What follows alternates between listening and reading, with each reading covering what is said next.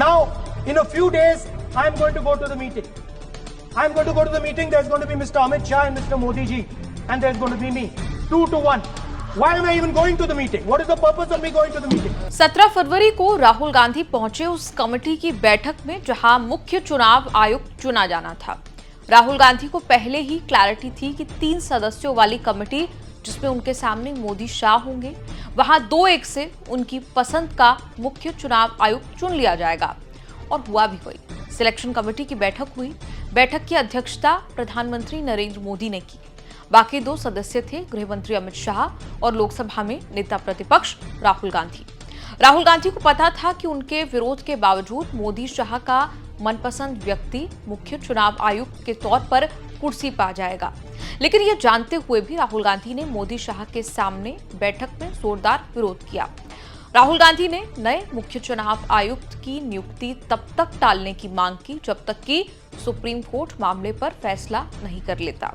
हालांकि सबके बावजूद सरकार ने देर रात अधिसूचना जारी कर दी। चुनाव आयुक्त ज्ञानेश कुमार को भारत का मुख्य चुनाव आयुक्त नियुक्त कर दिया गया। सब जानते थे सुप्रीम कोर्ट में मामले की अगली सुनवाई होनी थी, 19 फरवरी को होनी है। सब ये भी जानते थे कि राजीव कुमार उसके एक दिन पहले यानी 18 फरवरी को रिटायर होने हैं, यानी आज। लेकिन उसके बावजूद बैठक की गई। सुप्रीम कोर्ट की सुनवाई के ठीक पहले हुई। बैठक के बाद कांग्रेस के वरिष्ठ नेताओं ने प्रेस कॉन्फ्रेंस करते हुए कहा कि सोमवार की बैठक को पोस्टपोन कर देना चाहिए था, क्योंकि सुप्रीम कोर्ट ने 19 फरवरी को फैसला सुनाना है कि इस कमेटी का कॉन्स्टिट्यूशन किस तरीके से होना चाहिए। अभिषेक मनु सिंघवी ने पूरा मामला समझाते हुए बताया कि मुख्य चुनाव आयुक्त के चयन के लिए 2023 में एक एक्ट आया, the chief election commissioner and other election commissioners act. इसके मुताबिक प्रधानमंत्री, गृह मंत्री और नेता विपक्ष की समिति मुख्य चुनाव आयुक्त का चयन करती है, लेकिन उसमें बहुत सारी संवैधानिक और कानूनी समस्याएं हैं। इन्हीं समस्याओं को लेकर सुप्रीम कोर्ट के सामने बात रखी गई और सुप्रीम कोर्ट ने 2 मार्च 2023 को एक फैसला सुनाया। इस फैसले में सुप्रीम कोर्ट ने कहा कि लोकतंत्र और उसकी निष्पक्षता के लिए सीईसी और ईसी की चयन समिति में प्रधानमंत्री, भारत के मुख्य न्यायाधीश और नेता विपक्ष हों। लेकिन सरकार ने खेल कर दिया, कानून पलट दिया। अभिषेक मनु सिंघवी ने कहा कि सरकार ने सुप्रीम कोर्ट के इस फैसले की आत्मा और उद्देश्य को समझे बिना जल्दबाजी में the chief election commissioner and other election commissioners act लाया। पहले सुप्रीम कोर्ट के चीफ जस्टिस भी सिलेक्शन टीम के मेंबर होते थे।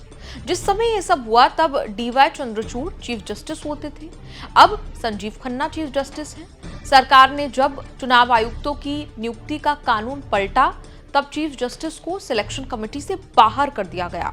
पीएम, कैबिनेट मंत्री और विपक्ष के नेता की नई टीम बनाई गई। इसी बदलाव के खिलाफ 2023 के सीईसी कानून को सुप्रीम कोर्ट में चैलेंज किया गया है।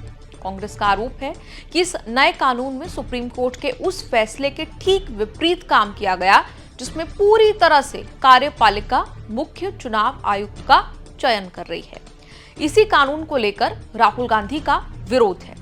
यही वजह रही कि मोदी शाह के सामने बैठक में राहुल गांधी ने कहा कि इस बैठक को तब तक टाल दिया जाए जब तक कि सुप्रीम कोर्ट इस मामले पर फैसला नहीं कर लेता। दिलचस्प बात यह है कि सुप्रीम कोर्ट में मुख्य चुनाव आयुक्त की नियुक्ति वाले नए नियम को चुनौती देने वाली याचिका पर सुनवाई से पहले ही इसकी घोषणा कर दी गई, नए सीईसी की घोषणा। ये पहली बार है जब मुख्य चुनाव आयुक्त का चयन मुख्य चुनाव आयुक्त और अन्य चुनाव आयुक्त अधिनियम 2023 के तहत हुआ है। इससे पहले बीते साल ज्ञानेश कुमार और सुखबीर सिंह संधू को नए कानून के तहत चुनाव आयुक्त यानी कि इलेक्शन कमिश्नर चुना गया था। इस पूरी रिपोर्ट पर आपकी क्या राय है? आप कमेंट्स में लिखकर अपनी राय जरूर दें और देखते रहिए न्यूज़ तक।